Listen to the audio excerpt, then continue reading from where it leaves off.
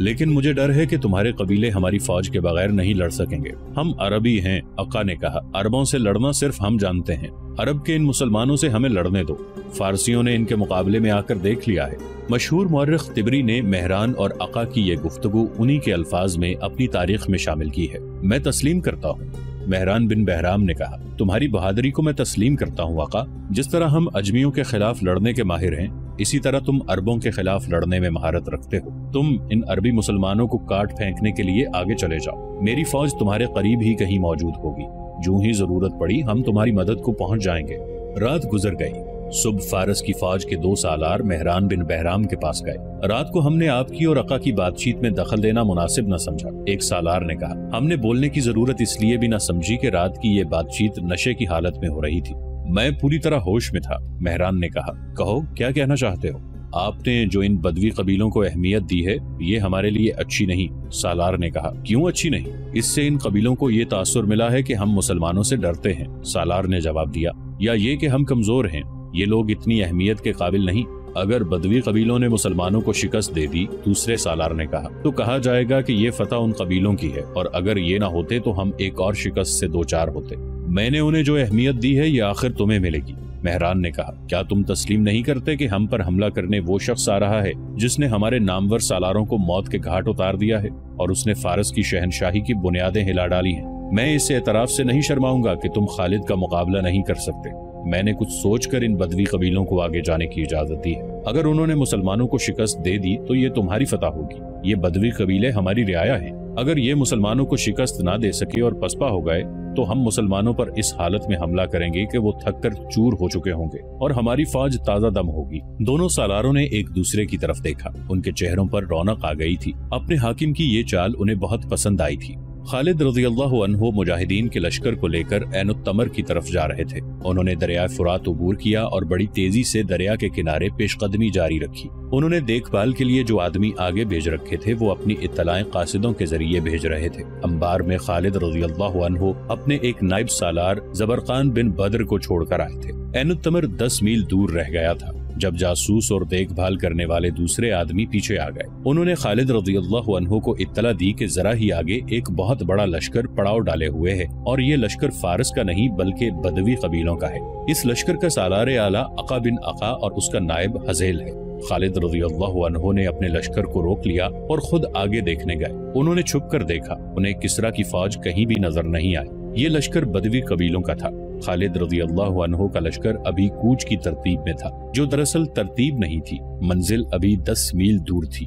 ابھی لشکر قافلے کی صورت میں چلا آ رہا تھا۔ عین التمر پہنچ کر شہر کو محاصرے میں لینا تھا، لیکن راستے میں ایک انسانی دیوار آ گئی جو مسلمانوں کے لیے غیر متوقع تھی۔ مورخوں نے ان قبیلوں کی تعداد نہیں لکھی سوائے اس کے کہ وہ تعداد میں مدینہ کے مجاہدین سے خاصے زیادہ تھے۔ عین التمر کی اپنی فوج اس تعداد کے علاوہ تھی۔ اس طرح مسلمانوں کا مقابلہ کم از کم 3 گنا طاقتور دشمن سے تھا۔ خالد رضی اللہ عنہ نے فوراً اپنے لشکر کو 3 حصوں میں تقسیم کیا۔ پہلے کی طرح وہ خود قلب میں رہے اور اپنے دونوں تجربہ کار سالاروں عاصم بن عمرو اور عدی بن حاتم کو دائیں اور بائیں پہلوؤں میں رکھا۔ خالد رضی اللہ عنہ نے تمام سالاروں کو اپنے پاس بلایا۔ ہماری ترتیب وہی ہے جو آمنے سامنے کے ہر معرکے میں ہوا کرتی ہے، خالد رضی اللہ عنہ نے سالاروں سے کہا، لیکن لڑنے کا طریقہ مختلف ہوگا۔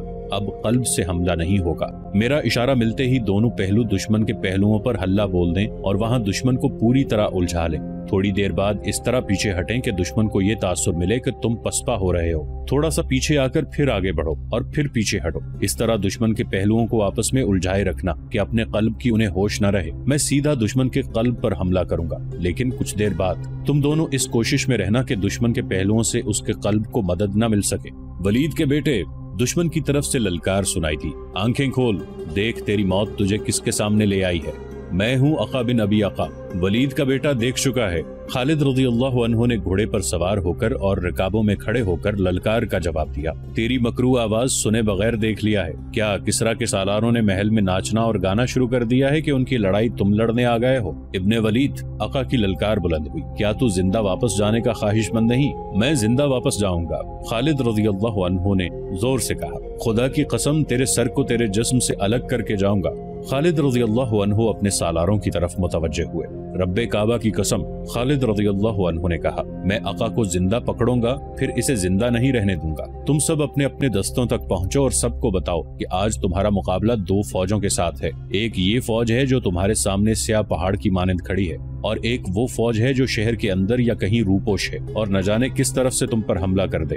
सबको बता दो कि आज जिसने पीठ दिखाई वो अल्लाह को मुंह दिखाने के काबिल नहीं रहेगा। मुअर्रिख लिखते हैं कि मदीना के मुजाहिदीन मुसलसल लड़ रहे थे और कूच कर रहे थे और उनकी तादाद भी कम थी। ऐनुत्तमर में दुश्मन को ललकार कर खालिद रज़ी अल्लाहु अन्हु बज़ाहिर गलती कर रहे थे, लेकिन खालिद रज़ी अल्लाहु अन्हु के चेहरे पर संजीदगी जरूर थी, परेशानी की हल्की सी भी झलक नहीं थी।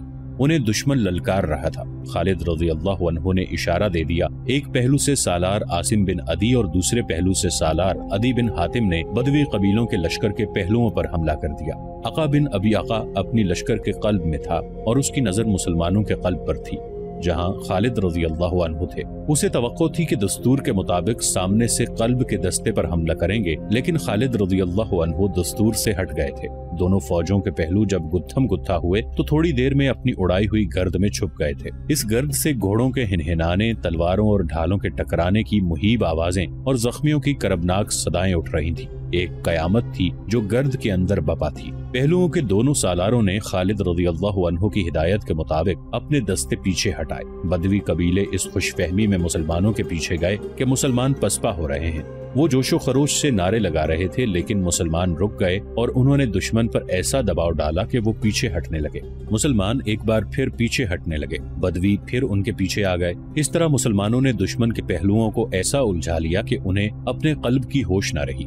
गर्द इतनी ज्यादा हो गई थी कि पता ही न चलता था कि उसके अंदर क्या हो रहा है। खालिद रज़ी अल्लाहु अन्हु बड़ी गौर से देख रहे थे। उनकी नजर अका पर थी, जो मुअर्रिख बलाजरी और तिबरी के मुताबिक ये देख देख कर परेशान हो रहा था कि मुसलमानों का कल्ब क्यों आगे नहीं बढ़ता। मुसलमानों के कल्ब के दस्तों का अंदाज कुछ ऐसे ढीला ढाला सा था जैसे वो हमला नहीं करना चाहते। अका बिन अका ने जब मुसलमानों के कल्ब के दस्तों को इस लाताल्लुकी की सी हालत में देखा तो उसने मुसलमानों के पहलुओं के दस्तों को कुचलने के लिए कल्ब से खासी नफरी अपने पहलुओं की मदद के लिए भेज दी। खालिद रज़ी अल्लाहु अन्हु उसे इसी धोखे में लाना चाहते थे जिसमें वो आ गया। खालिद रज़ी अल्लाहु अन्हु ने अपने मुहाफिजों को साथ रखा। उन्हें वो बता चुके थे कि आका को जिंदा पकड़ना है। खालिद रज़ी अल्लाहु अन्हु ने कल्ब के दस्तों को दुश्मन के कल्ब पर हमले का इशारा दे दिया। आका के लिए हमला अचानक और गैर मुतवक्के था। खालिद रज़ी अल्लाहु अन्हु ने अपने मुहाफिजों से आका और उसके मुहाफिजों को घेरे में ले लिया। आका के मुहाफिज बेजिगरी से लड़ रहे थे। मुसलमानों को वो करीब नहीं आने दे रहे थे। आका उनके दरमियान में था। मुसलमानों के दस्तों ने बदवी कबाइलियों के पांव उखाड़ दिए। आका भाग निकलने की कोशिश कर रहा था। सामने आ आका, खालिद रज़ी अल्लाहु अन्हु ने उसे ललकारा। तू मुझे कत्ल करना चाहता था। बाज मौर्रिखों ने लिखा है कि खालिद रज़ी अल्लाहु अन्हु ने कमंद फेंक कर आका को पकड़ लिया, लेकिन मौर्रिखों की अक्सरियत की तहरीरों से पता चलता है कि आका खालिद रज़ी अल्लाहु अन्हु की ललकार पर मुकाबले में आ गया। दोनों घोड़ों पर सवार थे। आका को तारीख ने माहिर जंगजू और तेगजन करार दिया है। मुस्तनद यही है कि खालिद रज़ी अल्लाहु अन्हु और आका के दरमियान बड़ा सख्त मुकाबला हुआ। खालिद रज़ी अल्लाहु अन्हु को अल्लाह के रसूल सल्लल्लाहु अलैहि वसल्लम ने अल्लाह की तलवार का खिताब अता किया था। उन्होंने आका का हर बार बचाया और मौके की तलाश में रहे।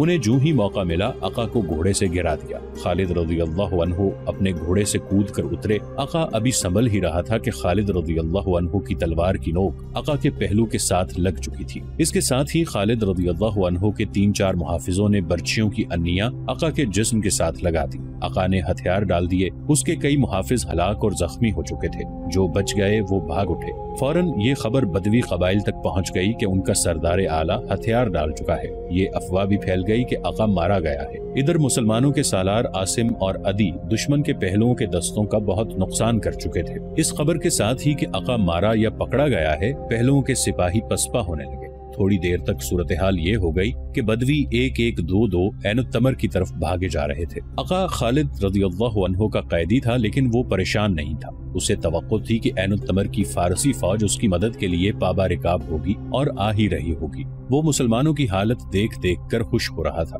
मुसलमान थक कर निढाल हो चुके थे।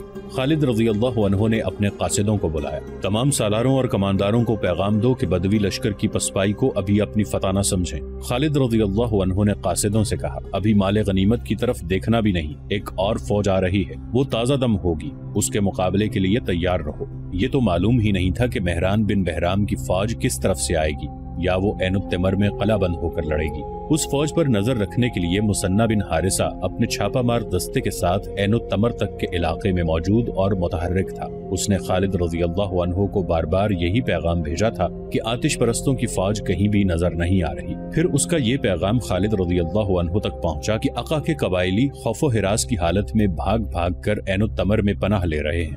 مثنہ بن حارثہ کے چھاپا مار بھاگنے والے بدوی قبیلوں کا تعاقب کر کے انہیں مار رہے تھے۔ جب عقا کے پہلے چند ایک آدمی عین التمر میں داخل ہوئے تو انہیں مہران کے پاس لے گئے۔ تم موت سے بھاگ کر آئے ہو؟ مہران نے انہیں کہا، کیا تم نہیں جانتے کہ یہاں بھی تمہارے لیے موت ہے؟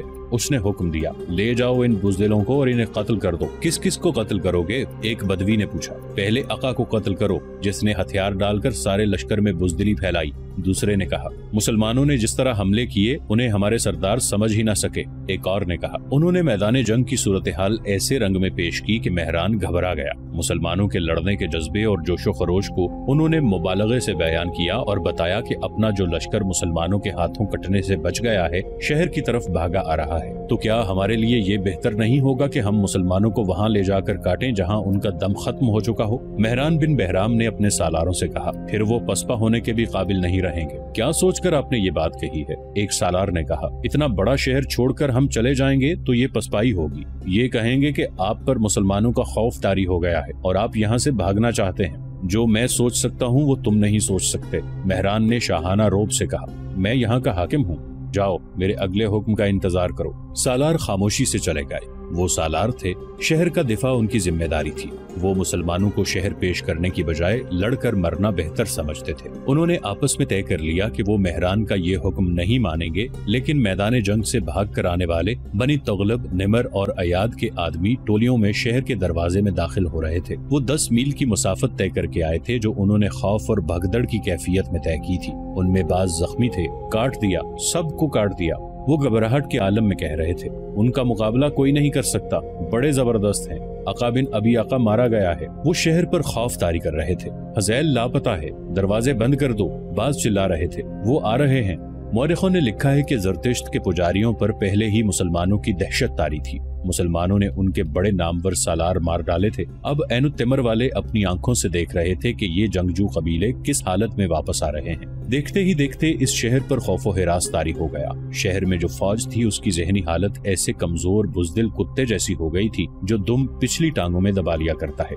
ان کے سالاروں نے جب اپنی فوج کو اس ذہنی کیفیت میں دیکھا تو انہیں شہر کے حاکم اور سالار اعلیٰ مہران کے اگلے حکم کی ضرورت نہ پڑی۔ انہیں یہ بھی اطلاع ملی کہ مہران خزانہ مدائن بھجوا رہا ہے اور شہر کے لوگ بھی اپنے اموال چھپا رہے تھے یا ساتھ لے کر شہر سے نکل رہے تھے۔ خالد رضی اللہ عنہ کے فن حرب و ضرب کا کمال یہ تھا کہ انہوں نے میدان جنگ میں تو دشمن کو شکست دی ہی تھی، دشمن کو انہوں نے نفسیاتی لحاظ سے اتنا کمزور کر دیا تھا کہ اس کے لڑنے کا جذبہ مجروح ہو گیا تھا۔ آتش پرستوں کی نفسیاتی کیفیت تو یوں ہو گئی تھی کہ خالد رضی اللہ عنہ کا یا مسلمانوں کا نام سن کر ہی وہ پیچھے دیکھنے لگتے تھے کہ کمک آ رہی ہے یا نہیں، یا پسپائی کا راستہ صاف ہے یا نہیں۔ پھر وہ وقت جلدی آ گیا جب میدان جنگ میں لاشیں اور بے ہوش زخمی رہ گئے اور انہیں کچلنے کے لیے وہ گھوڑے رہ گئے جو سواروں کے بغیر بے لگام دوڑتے پھر رہے تھے۔ بدوی قبیلے اپنے سرداروں کے بغیر عین التمر جا پہنچے اور شہر کے دروازے بند کر لیے۔ انہوں نے شہر میں وابیلا وپا کیا کہ مہران کی فوج وعدے کے مطابق ان کی فوج کی مدد کے لیے نہیں آئی،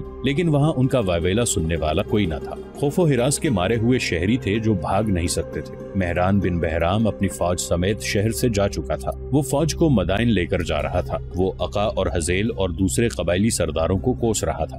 دشمن کا تعاقب کرو۔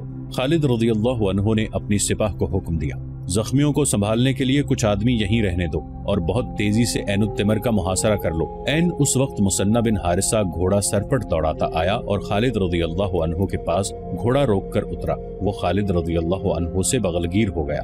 ولید کے بیٹے مثنہ نے کہا، قسم رب العالمین کی، دشمن عین التمر سے بھاگ گیا ہے، کیا تیرا دماغ اپنی جگہ سے ہل تو نہیں گیا؟ خالد رضی اللہ عنہ نے پوچھا۔ یوں کہہ کہ دشمن میدان چھوڑ کر بھاگ گیا ہے۔ मुसन्ना बिन खारिसा ने खालिद रज़ी अल्लाह अन्हु को बताया कि उसने जो जासूस ऐन तिमर के इर्द गिर्द भेज रखे थे, उन्होंने इत्तला दी है कि फारस की जो फौज शहर में थी शहर से निकल गई है। क्या तू नहीं समझ सकता कि ये फौज हमारे अक़ब पर उस वक्त हमला करेगी जब हम ऐन तिमर को मुहासरे में लिए हुए होंगे? खालिद रज़ी अल्लाह अन्हु ने कहा। इब्ने वलीद, मुसन्ना ने कहा, मेहरान अपनी फौज के साथ जा चुका है। अगर वो फौज यहाँ कहीं छुपी हुई होती तो मेरे छापामार उसे चैन से न बैठने देते। आगे बढ़ और अपनी आंखों से देख, ऐन तिमर तेरे कदमों में पड़ा है। ये खबर जब मुजाहिदीन के लश्कर को मिली तो उनके जिस्म जो थकन से टूट रहे थे तरोताजा हो गए। उन्होंने फतह व नुसरत के नारों की गर्ज में ऐन तिमर तक के 10 मील तय कर लिए। मुसन्ना के जो आदमी पहले ही वहाँ मौजूद थे, उन्होंने बताया कि शहर के तमाम दरवाजे बंद हैं। खालिद रज़ी अल्लाह अन्हु के हुक्म से शहर का मुहासरा कर लिया गया। बदवी ईसाई और उनके दीगर साथी जो शहर में पनाह लेने आए थे मुकाबले पर उतर आए। उन्होंने शहर पनाह के ऊपर जाकर मुसलमानों पर तीर बरसाने शुरू कर दिए। अक़ा बिन अबी अक़ा और तमाम जंगी कैदियों को आगे लाओ। खालिद रज़ी अल्लाह अन्हु ने हुक्म दिया। जरा सी देर में तमाम बदवी कैदियों को सामने ले आए। खालिद रज़ी अल्लाह अन्हु ने अक़ा को बाजुओं से पकड़ा और उसे इतनी आगे ले गए जहां वो शहर पनाह से आने वाले तीरों की जद में थे। ये है तुम्हारा सरदार। खालिद रज़ी अल्लाह अन्हु ने बड़ी बुलंद आवाज से कहा। तुम इसे बहादुरों का बहादुर समझते थे, इसी ने तुम्हारी दोस्ती फारस वालों से कराई थी। कहाँ हैं तुम्हारे दोस्त? खालिद रज़ी अल्लाह अन्हु ने अक़ा को आगे करके कहा, इससे पूछो मेहरान अपनी फौज को बचाकर कहाँ ले गया है। फिर बेशुमार कैदियों को आगे कर दिया गया। ये हैं तुम्हारे भाई। खालिद रज़ी अल्लाह अन्हु ने कहा, चलाओ तीर, सब इनके सीनों में उतरेंगे। ये खबर किसी तरह शहर में फैल गई कि किले के बाहर मुसलमान बनी तगलब और दीगर कबीलों के कैदियों को लाए हैं। इन कैदियों में से कई एक के बीवी बच्चे और लवाहिकीन शहर में थे। उनकी बस्तियां तो कहीं और थीं, लेकिन उनकी सलामती के लिए उन्हें ऐन तिमर में ले आए थे। जंग की सूरत में वो उन्हें अपनी बस्तियों में महफूज नहीं समझते थे। इन औरतों और बच्चों को जब पता चला कि उनके कबीलों के कैदी बाहर आए हैं तो माएं अपने बच्चों को उठाए शहर की दीवार पर आ गईं। मैदान जंग में जाने वालों में से जो वापस नहीं आए थे, उनकी बीवियां, बहनें, माएं और बेटियां इस उम्मीद पर दीवार पर आई थीं कि उनके आदमी कैदियों में होंगे। उन औरतों ने दीवार के ऊपर हंगामा बपा कर दिया। वो अपने आदमियों को पुकार रही थीं। जिन्हें अपने आदमी कैदियों में नजर नहीं आ रहे थे, वो आहोजारी कर रही थीं। तीरंदाज उन्हें पीछे हटा रहे थे, मगर औरतें पीछे नहीं हट रही थीं। हम तुम्हें ज्यादा मोहलत नहीं देंगे। खालिद रज़ी अल्लाह अन्हु के हुक्म से उनके एक मुहाफिज ने बुलंद आवाज से कहा, हथियार डाल दो और दरवाजे खोल दो। अगर हमारे मुकाबले में तुम हार गए और दरवाजों में हम खुद दाखिल हुए तो तुम सबका अंजाम बहुत बुरा होगा। हम अपनी 2 शर्तों पर दरवाजा खोलने पर आमादा हैं। दीवार के ऊपर से आवाज आई, तुम्हारी कोई शर्त नहीं मानी जाएगी। खालिद रज़ी अल्लाह अन्हु की तरफ से जवाब दिया गया, हथियार डाल दो, दरवाजे खोल दो, तुम्हारी सलामती इसी में है। बनी तगलब और उनके इत्तेहादी कबीले जानते थे कि उनकी सलामती इसी में है कि हथियार डाल दें और मुसलमानों से रहम की दरखास्त करें। चुनाचे उन्होंने दरवाजे खोल दिए और मुसलमान शहर में दाखिल हुए। उस वक्त की तहरीरों से पता चलता है कि मुसलमानों ने किसी शहरी को परेशान नहीं किया, अलबत्ता मुसलमानों के खिलाफ जो बदवी लड़े थे उन सबको कैदी बना लिया गया। ये उन कैदियों के लवाहिकीन पर मुनहसर था कि वो खालिद रज़ी अल्लाह अन्हु का मुकर्रर किया हुआ फिदिया अदा करके अपने कैदियों को रिहा करा लें। तमाम शहर की तलाशी ली गई। शहर में एक इबादतगाह या दर्सगाह थी जिसमें पादरी बनने की तालीम दी जाती थी। उस वक्त 40 नौ उम्र लड़के ज़ेरे तालीम थे। उन सबको पकड़ लिया गया। उनमें से अक्सर ने बाद में इस्लाम कबूल कर लिया था और उनमें से एक को तारीख़ इस्लाम की एक नामवर शख्सियत का बाप होने का शर्फ हासिल हुआ। उस लड़के का नाम नसीर था। उसने इस्लाम कबूल किया और एक मुसलमान औरत के साथ शादी की जिसने मूसा बिन नसीर को जन्म दिया। ये मूसा बिन नसीर शिमाली अफ्रीका के अमीर मुकर्रर हुए। उन्होंने ही तारिक बिन ज़ियाद को उंदलुस फतह करने को भेजा था। 2-3 मुतासिब मौरखों ने लिखा है कि खालिद रज़ी अल्लाह अन्हु ने बनी तगलब, नमर और अय्याद के उन तमाम आदमियों को कत्ल कर दिया जो उनके खिलाफ लड़े थे। ये एक मफरूजा है जो खालिद रज़ी अल्लाह अन्हु को बदनाम करने के लिए घड़ा गया था। मौरखों की अक्सरियत ने ऐसे कत्लेआम का हल्का सा भी इशारा नहीं दिया। मोहम्मद हुसैन हैकल ने मुताद्दिद तारीखों के हवाले से लिखा है कि अक़ा बिन अबी अक़ा को खुले मैदान में लाकर खालिद रज़ी अल्लाह अन्हु ने अपना अहद पूरा करते हुए उसका सर तन से काट डाला। खालिद रज़ी अल्लाह अन्हु ने ऐलान किया था कि बदवी गैर मशरूत तौर पर हथियार डाल दें तो वो बड़े बुरे अंजाम से महफूज रहेंगे। दुश्मन ने मुसलमानों की शराइत पर हथियार डाले थे। उनके कत्लेआम का सवाल ही पैदा नहीं होता था। ऐन तिमर की फतह के बाद खालिद रज़ी अल्लाह अन्हु ने सबसे पहला काम ये किया कि अंबार और ऐन तिमर का माल गनीमत इकट्ठा करके मुजाहिदीन में तकसीम किया और खिलाफत का हिस्सा अलग करके वलीद बिन उक़बा के सपुर्द किया कि वो मदीना अमीरुल मोमिनीन रज़ी अल्लाह अन्हु को पेश करें। उन्होंने अमीरुल मोमिनीन کے لیے ایک پیغام بھی بھیجا۔ ولید بن عقبہ نے مدینہ پہنچ کر امیر المؤمنین ابو بکر رضی اللہ عنہ کو انبار اور عین التمر کی لڑائی اور فتح کی تفصیل سنائی، مال غنیمت پیش کیا، پھر خالد رضی اللہ عنہ کا پیغام دیا۔ پہلے بتایا جا چکا ہے کہ خلیفۃ المسلمین ابو بکر رضی اللہ عنہ نے خالد رضی اللہ عنہ کے لیے حکم بھیجا تھا کہ وہ ایاض رضی اللہ عنہ بن غنم کے انتظار میں ہیرا میں رکے رہیں۔ اس وقت ایاض رضی اللہ عنہ دومت الجندل میں لڑ رہے تھے، لیکن لڑائی کی صورتحال ایاض رضی اللہ عنہ کے لیے اچھی نہ تھی۔ خالد رضی اللہ عنہ نے خلافت کے حکم کو نظر انداز کر دیا اور ہیرا سے کوچ کر کے انبار کو محاصرے میں لے لیا، فتح پائی، پھر عین التمر کا مارکا لڑا اور کامیابی حاصل کی۔